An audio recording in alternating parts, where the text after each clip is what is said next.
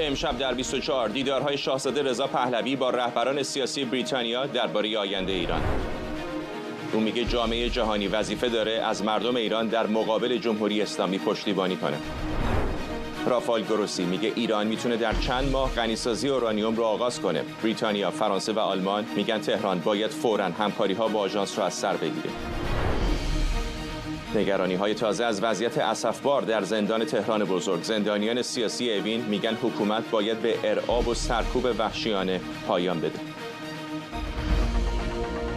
از استودیوی ایران اینترنشنال این 24 است با فرداد فرحزاد. بینندگان ایران اینترنشنال در ایران و سراسر جهان سلام و وقت بخیر. شاهزاده رضا پهلوی به دعوت لوک ایکهرست نماینده پارلمان بریتانیا ساعتی پیش به پرسش‌های بعضی قانونگذاران این کشور پاسخ داد. بنابر گزارش‌ها محورهای نشست بررسی وضعیت جاری در ایران، برنامه بعد از فروپاشی جمهوری اسلامی و گذار پایدار به یک دموکراسی سکولار در این کشور بوده. خود شاهزاده رضا پهلوی هم ساعتی پیش عکسی از دیدارش با بوریس جانسون نخست وزیر سابق بریتانیا منتشر کرده. او نوشته با آقای جانسون درباره پایان دادن به جمهوری اسلامی هم نظره و امیدوار به زودی در تهران از نخست وزیر سابق بریتانیا استقبال کنه. شهران تبری روزنامه‌نگار و تحلیلگر سیاسی از لندن به ما پیوسته. خانم تبری، تا جایی که میدونم ظاهرا خود شما هم در این جلسه بودید، چقدر بحث‌ها جدی بود؟ آیا سرنگونی جمهوری اسلامی و یا حتی آلترناتیو بودن شاهزاده رضا پهلوی موضوعیه که الان به جریان اصلی در فضای سیاسی بریتانیا تبدیل شده؟ خب اگر از من میپرسید، بله حتما اینطور هست و من خیلی خوشحال بودم که در این جلسه حضور داشتم. این جلسه بسیار مثبتی بود. نماینده‌های دو مجلس، مجلس عوام، مجلس لردها، بارونس‌ها و لردها اونجا بودن. همه سوالهایی از شاهزاده پرسیدن و ایشون ابتدا آقای ایکرس معرفیشون کردن و گفتن که در ایران ما نمیتونیم الان نظر سنجی بکنیم، ولی بنا به روایاتی که میشنویم و چیزایی که میدونیم شاهزاده رضا پهلوی بیشترین هواداری، بیشترین پشتیبانی رو دارن و ما مایل هستیم که این پشتیبانی رو در اینجا هم بهش توجه بشه و با دولتمون صحبت کنیم راجع به این موضوع. پس از اون شاهزاده راجع به برنامه خودشون، برنامه 100 روز اول و اینکه چطور بعد از جمهوری اسلامی اوضاع ایران میتونه اداره بشه صحبت‌هایی کردن و بعد هم گفتن که مسئله جمهوری اسلامی فقط مظالم جمهوری اسلامی فقط شامل حال مردم ایران نمیشه، بلکه منطقه و همینطور کشورش خود شما هم در معرض خطر هستید. مسئله جنگ، مسئله تروریسم، اینها رو مطرح کردن و بعد هم در سوالها اونچه که از همه بیشتر به نظر می آمد برای نماینده ها مهم بود این بود که آیا بعد از فروپاشی، بعد از افتادن جمهوری اسلامی و بازگشت شاهزاده به ایران، آیا مسئله امنیتی میتونه به خوبی اداره بشه؟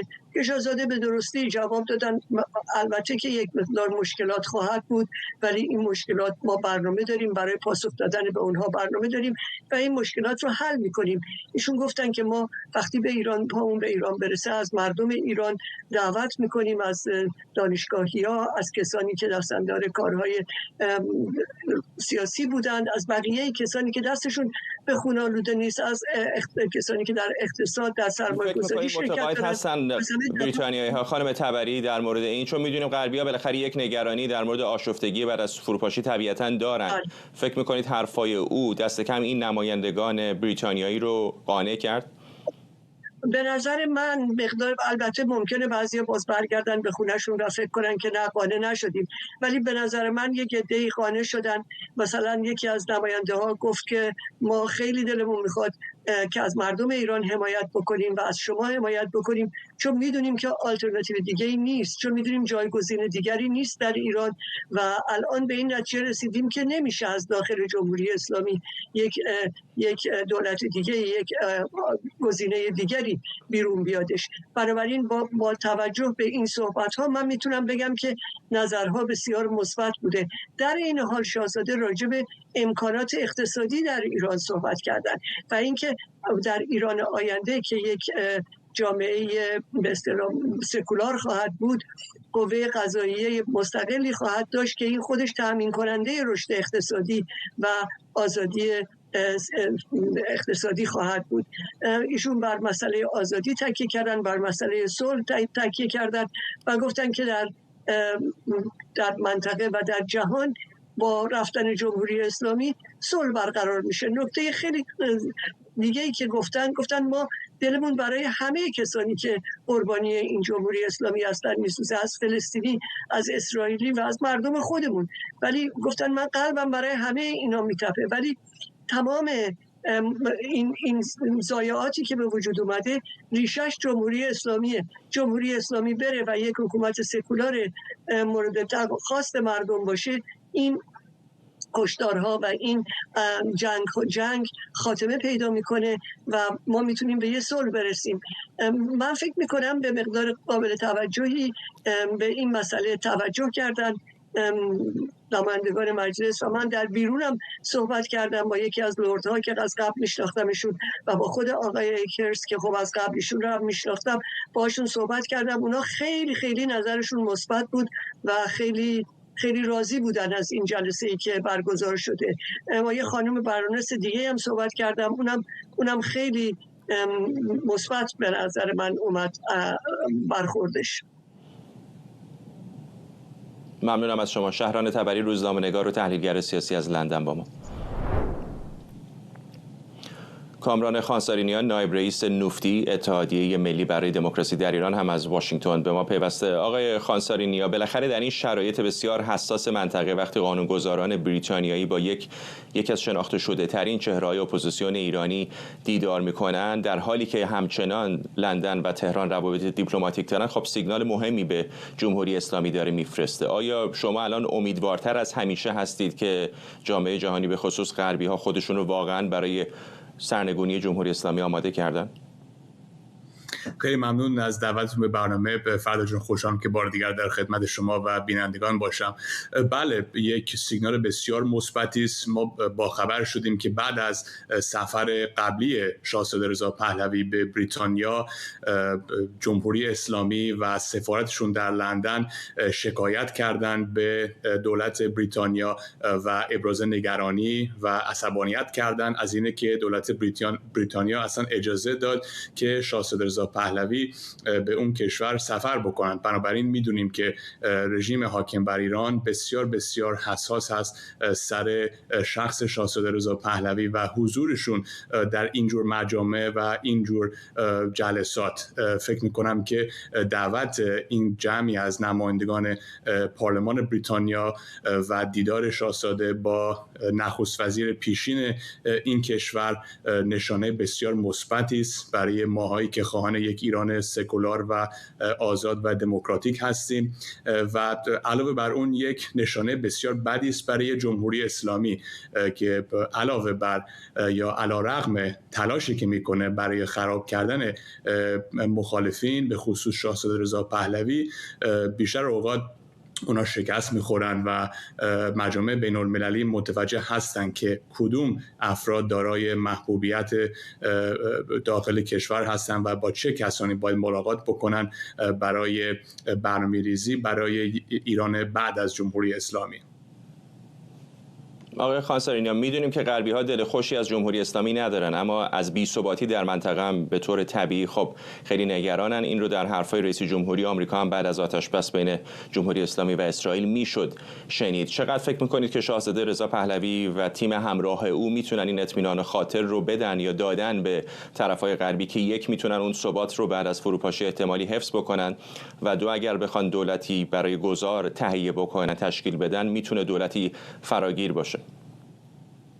خب دولت‌های خارجی میدونن که کسی غیر از شاهزاده رضا پهلوی نیست که بتونن این رو تضمین بدن و امنیت و ثبات رو در ایران و در کل منطقه بعد فروپاشی جمهوری اسلامی رو تأمین بکنن. به خاطر همینه که وارد اینجور ملاقات و مذاکرات با ایشون میشن و یکی از اولویت‌های اصلی شاهزاده و تیمشون و سازمان‌های مثل ما در نوفتی دقیقاً همین است که برنامه‌هایی رو آماده بکنیم و ارائه بدیم، نه فقط به هم میهنانمون در داخل مملکت، بلکه به جامعه سیاسی در غرب و در منطقه و در سطح بین‌المللی، برای اینکه اونها یک اطمینان خاطری داشته باشن که بعد رفتن این رژیم یک برنامه هست، یک تیم هست، یک چهره ملی هست که بتونه این خلأ رو پر بکنه با پروژه ها مثل پروژه شکوفای ایران که شاهزاده رضا پهلوی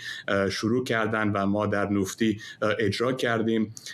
این پیام رو داریم میرسونیم که جمهوری اسلامی است که باعث هرج و مرج، باعث تروریسم، باعث این همه اختلافات و درگیری هاست در خاورمیانه و در سطح جهانی و این رژیم وقتی برود، کسانی که میان جاشو برنامه دارن برای به وجود آوردن صلح دوباره در خاورمیانه.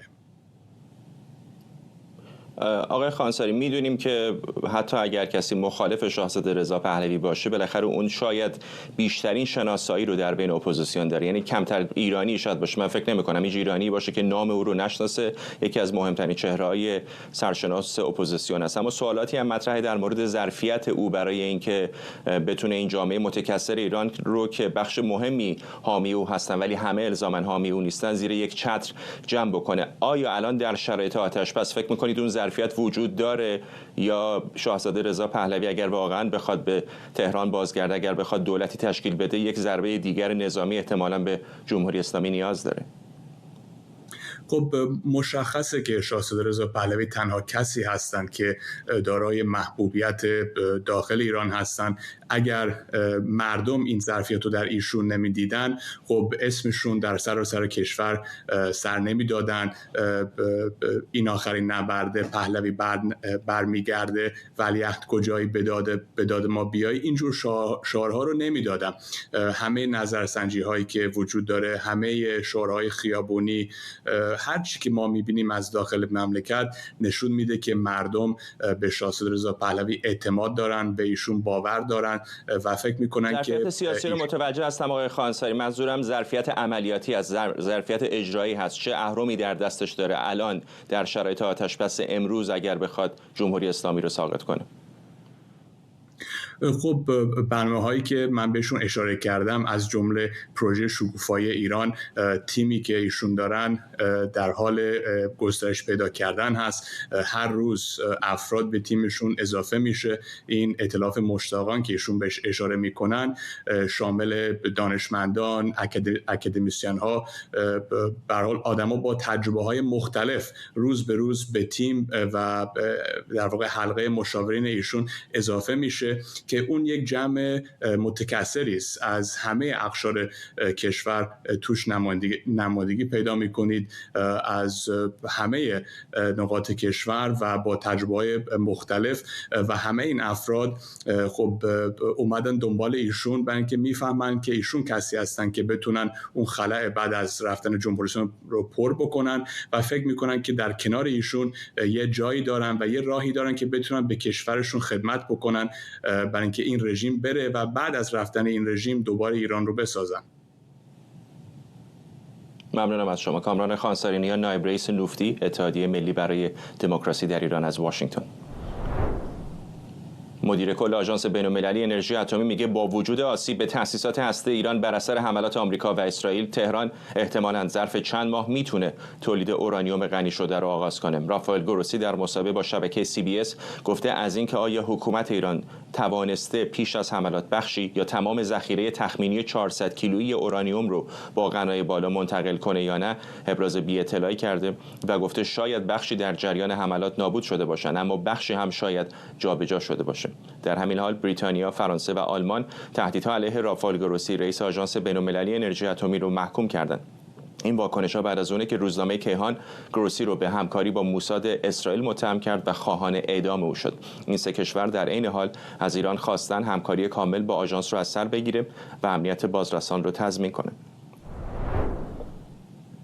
سمیرا قرایی خبرنگارمون از وزارت خارجه به ما پیوسته. سمیرا، حتی قبل از این نزاع نظامی بین ایران و اسرائیل و ایالات متحده هم نقاط تاریک در برنامه هسته ایران برای آژانس زیاد بود. الان به نظر میرسه که کاملا کور هستن در مورد اینکه اصلا این اورانیوم باقی نمانده و از طرف تهران هم سیگنالی وجود نداره که بخوان حالا دست همکاری بیشتری دراز بکنن به سمت آژانس.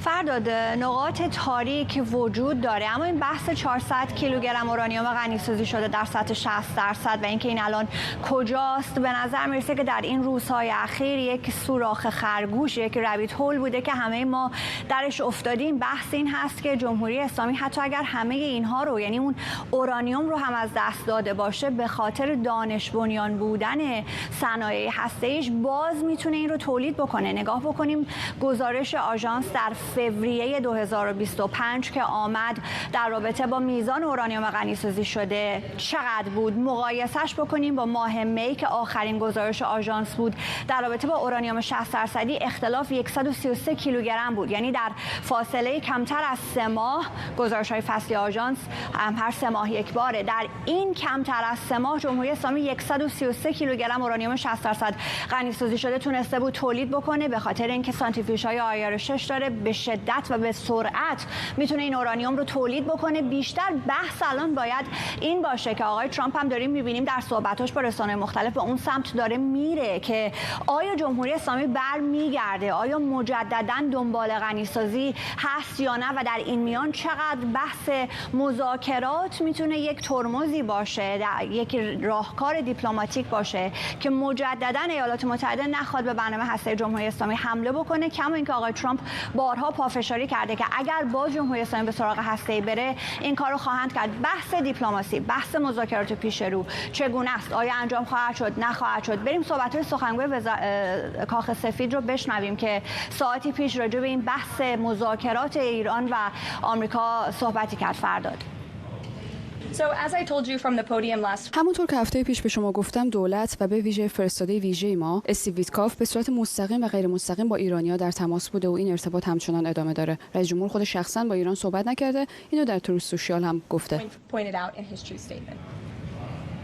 فرداد، آقای ترامپ همین امروز در تروث سوشال نوشت در جواب به آقای کونز که یکی از اهالی کنگره هست که با ایرانی ها صحبتی نداره، به جمهوری اسلامی هم چیزی نخواهد داد. این صحبت میتونه زیاد زیر سوال ببره چشمانداز پیش رو در رابطه با مذاکره، در رابطه با اینکه طرف ایرانی بیاد، حالا چه در مسقط چه در دوحه، بخواد با طرف ایالات متحده بشینه. از طرف دیگه بحث آژانس هم مطرح هست. آقای گروسی داره به تناوب با رسانه‌های مختلف صحبت میکنه. آخرین صحبتی که کرده مبنی بر این هست که برنامه هسته‌ای ایران به کل با حمله ایالات متحده از بین نرفته. یعنی ضربه‌ای که ما ازش صحبت میکنیم ضربه مهلک نهایی محسوب نمیشه، بلکه ضربه بسیار سنگین رو آقای گروسی داره بهش اشاره میکنه. این ضربه وارد آمده، ایالات متحده چشمش الان روی برنامه هسته‌ای ایران هست، روی این خاکبرداری هایی که الان در فوردو داره انجام میشه، تصاویر ماهواره‌ای که به شکل مداوم داره منتشر میشه. اما بحث ایالات متحده با جمهوری اسلامی تنها معطوف به هسته‌ای نمانده. کما این که در رابطه با اسرائیل ما همچنان بحث موشکی رو هم داریم میشنویم از سمت اسرائیل. از سمت آقای ترامپ یک بازگشت به نظم جهانی توسط جمهوری اسلامی الان زیاد داره مطرح میشه. همین امروز سخنگوی وزارت خارجه هم بهش اشاره کرد. و بحث دیگر بحث این هستش که پیمان ابراهیم رو جمهوری اسلامی یک مانع اساسی بود در اینکه بخواد این پیمان گسترش پیدا بکنه. فرداد. ممنونم از تو سمیرا قرایی، همکارم در وزارت خارجه آمریکا از واشنگتن. تایمز اسرائیل به نقل از یک دیپلمات این کشور نوشته گفتگوهای به گفته این نشریه پیشرفته‌ای با کاخ سفید درباره سفر بنیامین نتانیاهو به واشنگتن در جریانه. همزمان امروز کاخ سفید میزبان گروهی از دیپلمات‌های اسرائیلی. رسانه‌های آمریکایی میگن جزئیات آتش‌بس با جمهوری اسلامی و برقراری صلح در غزه در دستور کار دو طرف قرار داره. آرش علایی از کاخ سفید با ماست. آرش، خیلی اتفاقات سیاسی به نظر میرسه که پشت پرده الان داره میفته در مورد آینده تنش‌های اسرائیل در منطقه از جمله غزه و همینطور با جمهوری اسلامی. از سیگنال هایی که بیرون میاد چه میشه فهمید؟ حداقل چند تا سرنخ جدید ما گرفتیم در طول چند ساعتی که اینجا بودیم. از سفر آقای ران درمر و گروه دیپلمات‌های اسرائیلی به کاخ سفید، یک مسئله برنامه هسته جمهوری اسلامی و تبادل نظر دو کشور برای اینکه بر مرحله بعد چه باید بکنن در قبال جمهوری اسلامی، چه پیشنهاداتی ایالات متحده قرار است روی میز بگذارد در مورد برنامه هسته جمهوری اسلامی دو کشور، چه میزان اطمینانی دارن در مورد اینکه برنامه هسته جمهوری اسلامی چقدر عقب افتاده است برخلاف اون چیزهایی که در مطبوعات میشنویم. دولت ترامپ مطمئن است و میگوید که برنامه نظامی هسته جمهوری اسلامی فوق العاده عقب افتاده است. اسرائیلی ها با این یه مقدار اختلاف نظر دارن. عکس‌های ماهواره جدیدی دارن که نشان میدهد که در برخی از سایت‌های جمهوری اسلامی فعالیت‌ها از سر گرفته شده است. برخی از آژانس‌های اطلاعاتی اسرائیل میگویند غنی‌سازی 60% از سر داره گرفته میشود. بعضی‌ها میگویند فوردو در حال بازسازیش جمهوری اسلامی است و داره اون جاهایی که نقاطی که بمب در واقع راههای ورودی رو بسته است به سرعت باز می‌کند. در مورد غزه قرار است یک طرح آتشبس 2 ماهه که با میانجیگری قطر و مصر هماهنگ شده از کاخ سفید جلوی روی اسرائیلی ها بگذارد و از اونها بخواد اون رو بپذیرد. دولت اسرائیل نه نگفته است ولی بله هم نگفته است و الان به نظر میاد که حملات خودش رو درست قبل از اینکه این جلسه رو آقای درمر بخواد داشته باشد با مقامات ارشد کاخ سفید، اسرائیل حملات خودش رو به غزه از سر گرفته و شدت داده است. الان صحبت از این است که کشورهای عربی منطقه قرار است وارد بشوند در بخش دوم این آتشبس با حماس و اونجا دیگه دولت رو از حماس بگیرن، رهبران ارشد حماس برن به خارج از کشور و در واقع از کشور تبعید بشوند و در مرحله بعدی هم دولت ترامپ امیدوار است که هرچه زودتر کشورهای جدیدی به پیمان ابراهیم بپیوندند، پیمانی که در دولت اول ترامپ برخی از کشورهای سنی و برخی از کشورهای شمال آفریقا به اون پیوستن و با اسرائیل صلح برقرار کردن، پیمان صلح امضا کردن. کاخ سفید امیدوار است که در مرحله بعد لبنان و سوریه هم به این پیمان بپیوندن. در همین راستا هم خانم کارولاین لویت امروز در کنفرانس خبری کاخ سفید اعلام کرد که قرار است رئیس جمهوری آمریکا امروز یک فرمان اجرایی رو امضا کند که به موجب اون تمام تحریم ها علیه سوریه بسته می شود. در واقع پرونده تحریم ها بسته می شود علیه سوریه، غیر از اون تحریم هایی که علیه خانواده بشار اسد وجود داشته است یا ناقضان حقوق بشر یا افرادی که در دولت قبلی در کار نقض حقوق بشر بودند، اونها تحریم هاشون حفظ خواهد شد، اما تحریم های کلی که دولت آمریکا بر علیه دولت سوریه دارد همگی برچیده خواهد شد. آرش علایی در کاخ سفید، ممنونم از تو. در اسرائیل بعضی رسانه ها میگن دولت این کشور آماده سازی و تدارکاتش رو برای یک جنگ دیگه از سر گرفته. وبسایت کالکالیست در گزارشی نوشته برای تشکیلات نظامی اسرائیل مشخصه که باید برای دور تازه‌ای از جنگ با ایران آماده باشه و سایت والا نیوز هم نوشته ارتش این کشور بر این باوره که درگیری احتمالی بعدی با جمهوری اسلامی باید همراه با غافلگیری دوباره باشه. در همین حال ابراهیم متقی رئیس دانشکده علوم سیاسی دانشگاه تهران هم گفته اسرائیل به زودی دوباره و با حمایت آمریکا حمله میکنه. او آتشبس رو فرصتی برای تجدید قوای نظامی اسرائیل توصیف کرده. اسرائیل و امریکا آتشبس رو به مفهوم تجدید قوا و بهینه‌سازی قابلیت‌های ابزاری خودشون میدونند.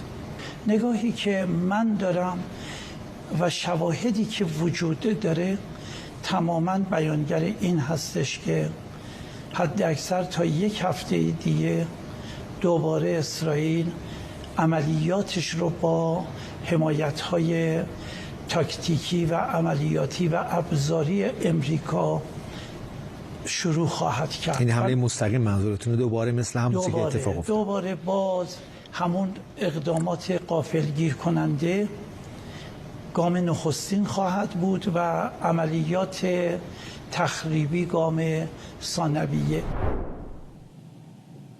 فرزین ندیمی، پژوهشگر ارشد امور دفاعی امنیتی در مؤسسه واشنگتن از همین شهر با ماست. آقای ندیمی، از هر دو طرف داریم میشنویم ولی نه از مقامات رسمیشون، از رسانه‌های نزدیک به حکومت که احتمال از سرگیری جنگ بین ایران و اسرائیل وجود داره. از نقطه نظر عملیاتی آیا چیزی مهمی برای اسرائیلی‌ها وجود داره الان روی زمین که بخوان دوباره خودشون رو درگیر یک نزاع نظامی بکنن؟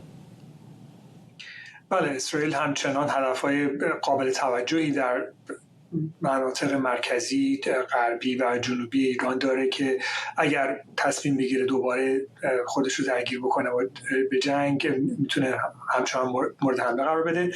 اسرائیل احتمالاً سعی خواهد کرد که تکرار موفقیت گذشته خودش رو دقیقاً با همون کیفیت انجام بده و ما واقعا تعجب خواهیم کرد که چقدر اتفاقات شبیه مرحله اول خواهد بود و همچنان میتونه پدافند هوایی ایران رو شکست بده، همچنان آزادی عمل خودش رو در روی آسمان ایران حفظ کنه. و جالبه که به نظر من این آزادی عمل نیروی هوایی اسرائیل از زمان آتش‌بس قطع نشده و همچنان هواپیماها و بی‌سرنشین‌های اسرائیل روی آسمان ایران پرواز می‌کنند در نقاط مختلف و برخی جاها هم وقتی که صدای پدافند میشنویم فکر می‌کنم به خاطر همین موضوع باشه. روی این موضوع تاکید خواهد کرد، سعی خواهد کرد که هر گونه تحرک پدافند هوایی ایران رو سرکوب بکنه تا این آزادی عملش حفظ بشه. تمرین‌های مداومی حتما در حال انجام دادن هستند تا اگر ظرف روزها، هفته‌ها و همین ماه‌های آینده نیاز شد که مجددا عملیات رو انجام بدن بتونن که از آخرین تهدیدات مطلع باشن و آمادگی خودشون رو حفظ بکنن. مهمترین موضوع الان به نظر من برای نیروی هوایی اسرائیل تامین پر کردن دوباره ذخایر بمب‌ها و موشک‌ها هستش. بمب‌هایی که ساخت اسرائیل هست مثل بمب‌های اسپایک، موشک‌های رمپیج، راکس یا موشک‌های کوچکتر، اینا رو باید در داخل تولید بکنن با قطعات وارداتی و خیلی سریع. حتما صنایع نظامی اسرائیل دارن 24 ساعته 3 شیفته دارن این امکانات رو تامین میکنن و آنچه که باید از آمریکا وارد بشه حتما پروازها در جریان هستش تا کیت های هدایت دقیق برای بمب‌های سنگین و همینطور دیگر امکانات نظامی رو برای اسرائیل فراهم بکنه. حالا اگر این فاصله مقدار بیشتر بشه، اسرائیل شاید دنبالی خواهد بود که دریافت هواپیمای سوخت‌رسان کیسی 46 رو تسریع ببخشه. میدونستیم که قرار بود که این هواپیما تحویلش به اسرائیل شروع بشه، ولی یک سری مشکلاتی که در ایجاد پیدا کردن ترک‌هایی در بدنه و بال هواپیما باعث تحویل اونها تأخیر بیفته. حالا شاید اسرائیل تاکید بکنه که دریافت این هواپیما رو سریعتر انجام بده که خیلی میتونه کمک بکنه به اینکه اون تعداد و اون ریت پرواز خودش رو روی ایران در جنگ آینده بتونه تسریع بده. البته در این جنگ اخیر هم به تعداد خیلی زیادی پروازها انجام میشد، ولی اون چیزی که من دیدم بر اساس بررسی هدفهایی که بمباران شده، سعی کردن که هدفهای بسیار کلیدی رو در یک مجموعه‌ای که مثلا 6 تا 7 تا ساختمان از یک مرکز صنعتی تولید سوخت موشکی مثلا سعی کردن 2 یا 3 ساختمان خیلی کلیدی رو بمباران بکنن و چند ساختمان باز هم مهم رو دست نخورده باقی گذاشتن، به خاطری که برد زیاد هست و هواپیما نمیتونن به تعداد زیاد بمب حمل بکنن. آقای ندیمی، میدونم که جنگ نابرابری بود، اسرائیلی‌ها آسمان ایران رو عملاً کاملاً در دستشون داشتن، ولی خب هزینه برای سمت اسرائیلی هم هرچند قابل مقایسه با طرف ایرانی نبود ولی کم هم نبود. خود مقامات اسرائیلی میگن 85% موشک‌ها رو رهگیری و منهدم کردن، ولی همون 15% هم بالاخره خرابی‌هایی به بار آورده، به اضافه اینکه بالاخره آسمان اسرائیل بسته بود، پروازهای تجاری معلق بود، زندگی در بسیاری از شهرهای اسرائیل به حالت تعلیق درآمده بود. آیا جامعه اسرائیل، دولت اسرائیل توان دوباره جامعه رو به اون شرایط انداختن رو داره برای یک جنگ مستمرتر با جمهوری اسلامی؟ من فکر میکنم این توان رو داره و با وجود اینکه مردم اسرائیل بسیار لطمه دیدن از حملات موشکی ایران، همونطور که فرمودید موشک‌هایی که تونست از سپر موشکی اسرائیل عبور بکنه و اهدافی برخورد بکنه خسارت‌های وحشتناک و تلفات خیلی زیادی وارد کرد.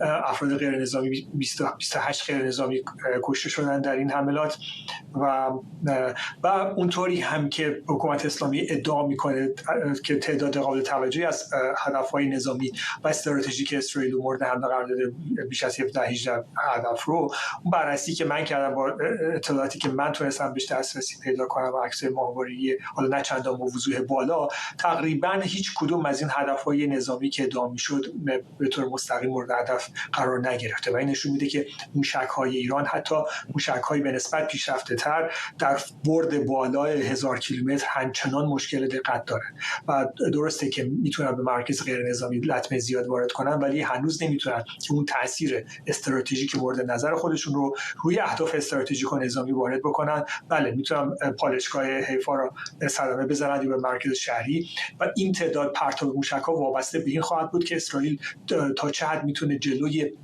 در یک جنگی که دوباره صورت بگیره نیروی هواییش تا چه حد بتونه جلوی پرتاب موشک‌های ایران بگیره. و من فکر می‌کنم اگه دوباره جنگ بشه در اسرائیل از تجربه درگیری اول برای هر چه بیشتر کاستن از تعداد موشک‌های ایران استفاده خواهد کرد. خب طبیعتاً سپاه پاسداران هم سعی می‌کنه از جاهای احیانا از پایگاه‌هایی که تا حالا شلیک موشک نداشته به اسرائیل این کارو انجام بده تا بتونه یه مقداری اسرائیل رو بیشتر به چالش بکشه. هر دو طرف سعی خواهند کرد یک سری تاکتیک‌های جدیدی ممکنه به مورد استفاده قرار بدن، سلاح‌های جدید، ولی در مجموع جنگ دوم خیلی شبیه جنگ اول خواهد بود.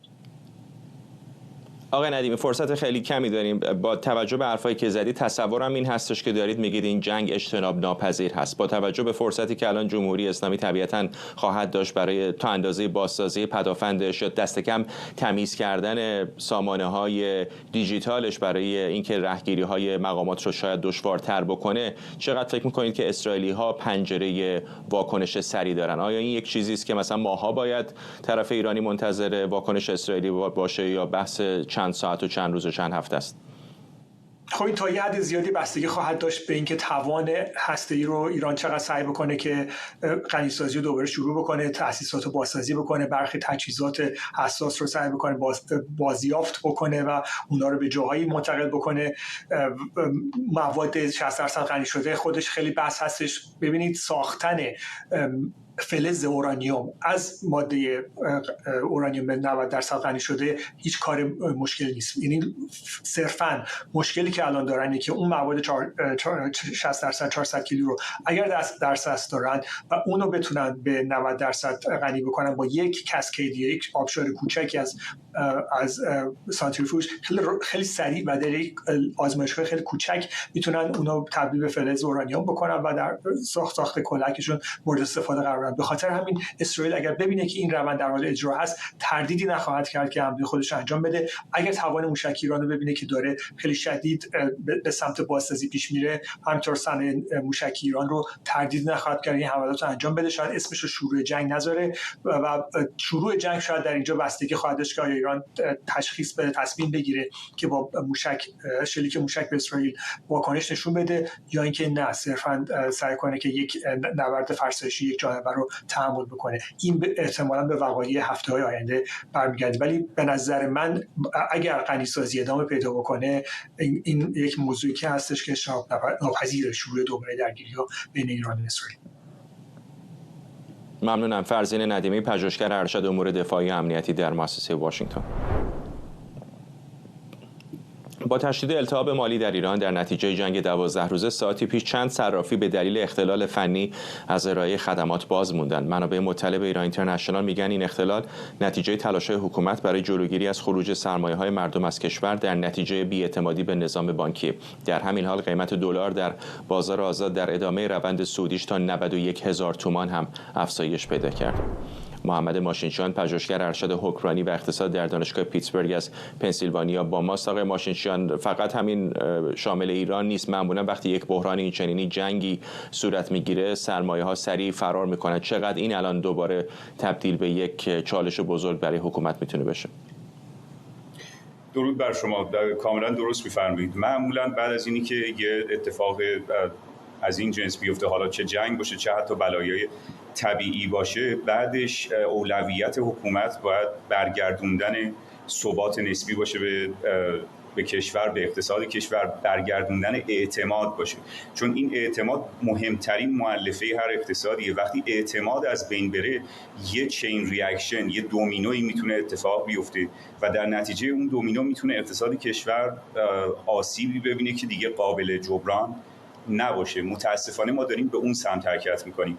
علتش هم این است که یه وقت هست که یک کشوری حالا با بلایای طبیعی یا جنگ درگیر میشه، از یک شرایط نرمال وارد شرایط جنگی میشه، بعد از اون شرایط جنگی تلاش حکومت این است که به وضعیت نرمال برگرده. اما وضعیت ما در ابتدای این جنگ 12 روزه نرمال نبود، به هیچ وجه نرمال نبود. سنجه‌های کلان اقتصادی همه بحرانی بودند، وضعیت کشور آشفته و بحران زده بود، دولت هم معطل بود، امیدوار بود که توافقی اتفاق بیفته که نیفتاد. ولی در عین حال ما تلاش دولت الان این است که به اون شرایط بحرانی قبل تازه برگرده، اما قطعا همه اون بحران‌های قبلی دارن فشار میارن به شرایط فعلی و ریکاوری اقتصاد رو دشوارتر میکنن هر لحظه. بعضی کشورهای دیگه هم هستن که خروج سرمایه رو کنترل میکنن. مثلا در چین هم میدونیم که به این راحتی نیستش که شما سرمایه های کلان رو بخوای خارج بکنی، ولی خب مکانیزم اونجا معمولا مکانیزم مرسوم بین‌المللی است و از نظام بانکی استفاده میشه. در ایران که همش سیستم حواله هست و صرافی، اگر هم جمهوری اسلامی بخواد جلوی خروج سرمایه رو بگیره، آیا اهرمی داره برای این کار؟ در طول سالهای گذشته جمهوری اسلامی دائما فشار آورده به ایران، به مردم ایران، به فعالان بازار، فعالان اقتصادی، چه حالا تولید کننده ها چه تجار و بقیه، و به مرور جامعه ایرانی در مقابل این فشارها یه راه حل هایی پیدا کرده. به مرور اون سوراخش رو، راه حلش رو پیدا کردن و جامعه ایرانی در مقابل تلاش های حکومت واکسینه شده، قوی تر شده و انواع و اقسام راه‌های مختلف وجود داره. یه مسئله دیگه این است که ایران خب از به طور کلی دور کشور دیوار کشیدند و به اقتصاد جهانی ارتباطی نداشته و راه حل‌های نرمال اصولاً از بین رفته، از دست رفته و در نتیجه اون یه ساختار غیر رسمی، یه بازار سیاه خیلی وسیعی شکل گرفته برای انجام امور روزمره برای تجار و بقیه کسانی که فعال اقتصادی هستند. در یه همچین مواقعی همه این ساختار غیر رسمی و بازار زیرزمینی که عرض کردن تبدیل میشه به یک چالش بزرگ برای حکومت که میخواد همه این شرایط رو در کنترل خودش بگیره. مسئله آخر که من بهش اشاره میکنم این است که هر چقدر حکومت بیشتر فشار بیاره تو این شرایط، هر چقدر بیشتر سختگیری به خرج بده، این یه دور باطلی رو به وجود میاره، باعث میشه که مردم هم بیشتر مقاومت کنن، نگرانی ها افزایش پیدا کنه، بی‌اعتمادی، نااطمینانی افزایش پیدا کنه، ریسک ها بالاتر بره و تلاش برای خروج سرمایه بیشتر بشه. در نتیجه اتفاقا میخوام بگم که نتیجه عکس میده تلاش های حکومت. و سوال آخر اگر ازتون بپرسم، خیلی ها شاید حدس میزدن که نوسان قیمت ارز خیلی بیشتر از اینها باشه بعد از یک جنگ 12 روزه. چطور هستش که در همون محدوده‌ای که قبل از شروع جنگ میدیدیم نوسان داشته؟ هنوز اثرات این جنگ رو ما مشاهده نکردیم، یعنی هنوز به قیمت ارز منتقل نشده و یه مقداری طول میکشه. دلایل زیادی هم برای این موضوع وجود داره. یه علتش اینه که اصلا بازاری در کار نیست، خرید و فروشی انجام نمیشه. حتی همون خرید و فروش اندکی هم که قرار انجام بشه ملاحظه میکنید که با مداخله حکومت جلوش گرفته شده. قیمتی کشف نمیشه در بازار امروز، کسی فروشنده نیست، همه خریدار هستن اما به خاطر شرایط نمیتونن حتی خرید انجام بدن. انواع و اقسام ممنوعیت‌ها و محدودیت‌ها وجود داره. اما این رو فراموش نکنیم که من عرض کردم در ابتدا که اقتصاد ما بحران زده بوده تا قبل از این، دولت به کسری بودجه دوچار بوده. در نتیجه این حالا جنگ 12 روزه مقدار نیازی بودجه لازم دارن برای بازسازی، چه جنبه‌های اقتصادی، چه بازسازی و بنیه دفاعی و مسائل امنیتی و آماده شدن برای اعتراضات احتمالی و نظایر اینها. همه اینها بودجه میخواد، پولی که در کار نیست و دولت با سیاست‌های تورمی اینها رو جبران خواهد کرد. این سیاست‌های تورمی دولت باعث سقوط هرچه بیشتر ارزش ریال خواهد شد در طول ماه‌های باقی مانده از امسال و تردید نداشته باشید که ممکنه با تأخیر این رو ما ببینیم در نرخ ارز، ولی این حتما اتفاق خواهد افتاد و در نرخ ارز خودش منعکس خواهد کرد. دیر و زود داره ولی سوخت و سوز. ممنونم از شما محمد ماشینچیان. سپاسگزارم. محمد ماشینچیان، پژوهشگر ارشد حکمرانی و اقتصاد در دانشگاه پیتسبورگ از پنسیلوانیا.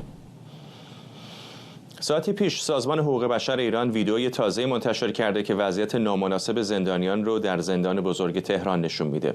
گروهی از زندانیان سیاسی میگن با ادامه وضع وخیم بهداشتی و امکانات کم در زندان تهران بزرگ اعتصاب غذا خواهند کرد. بسیاری از زندانیان از جمله زندانیان سیاسی بعد از حمله اسرائیل به زندان اوین به زندان تهران بزرگ منتقل شدند.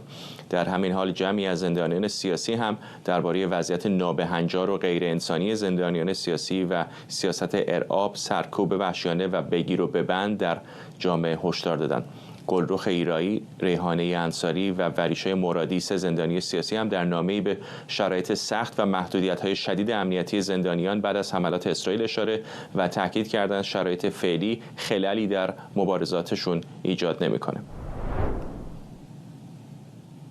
مهدی عربشاهی، تحلیلگر سیاسی از واشنگتن، به ما پیوسته. آقای عربشاهی، میدونم که این تصاویر شما هم دیدید، وضعیت خیلی بغرنجی است در زندان‌های مختلف ایران، از جمله این زندان تهران بزرگ.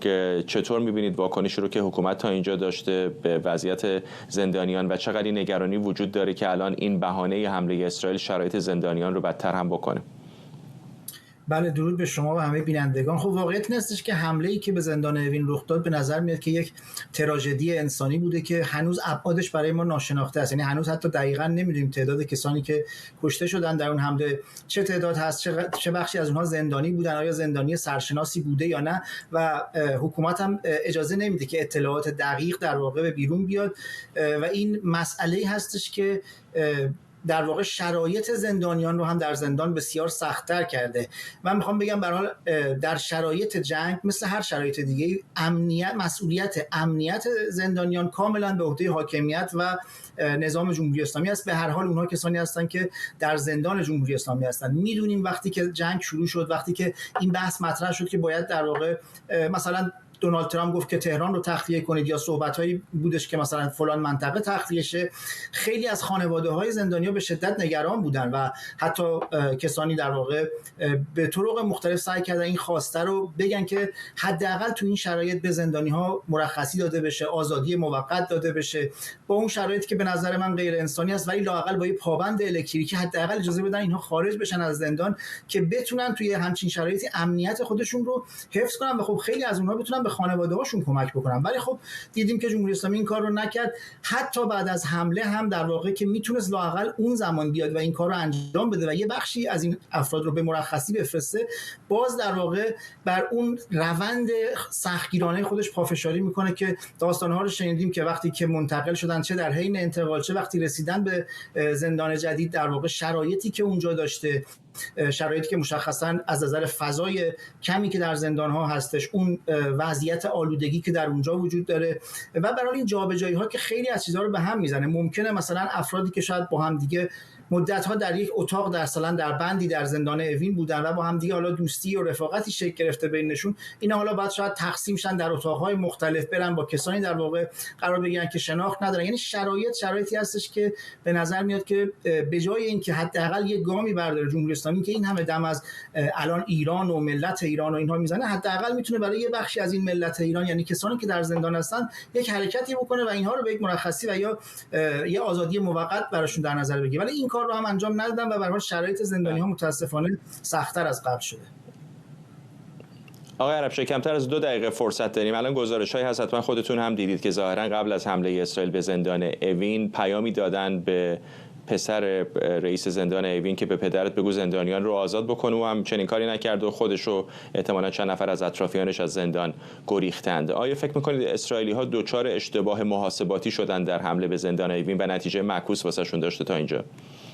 به نظر من این چیزی که اتفاقی که افتاده همین هست، به این دلیل که قابل پیش بینیه که شما جمهوری اسلامی نمیاد با یک همچین مثلا تماسی یا حداقل یک رئیس زندانی نمیاد در واقع در زندان رو باز کنه افراد برن بیرون و این بهانه نمیده برای اینکه حالا بگیم حالا ما از قبل اعلام کردیم. حتی در مورد مناطق شهری هم شاید همین باشه، ولی بالاخره اونجا افراد آزادی حرکت دارن، میتونن حداقل جابجا بشن برن به یه منطقه دیگه. ولی برای زندان ما میدونیم جمهوری اسلامی رفتارش نیست که درهای زندان رو باز بکنه و به هر حال شاید حتی بعدش هم نمیاد که یک موشکی یا یک در واقع بمبی، هر چیزی که هستش، در واقع مستقیما بخوره به اون بندهایی که زندانیان مختلف هستن، به ویژه زندانیان سیاسی، که بتونه در واقع از اون استفاده هم بکنه برای اون تبلیغاتی که میدونیم همیشه دنبال اون هست. ولی رفتار جمهوری اسلامی قابل پیش بینی بود که در زندان رو قطعا باز نخواهد کرد.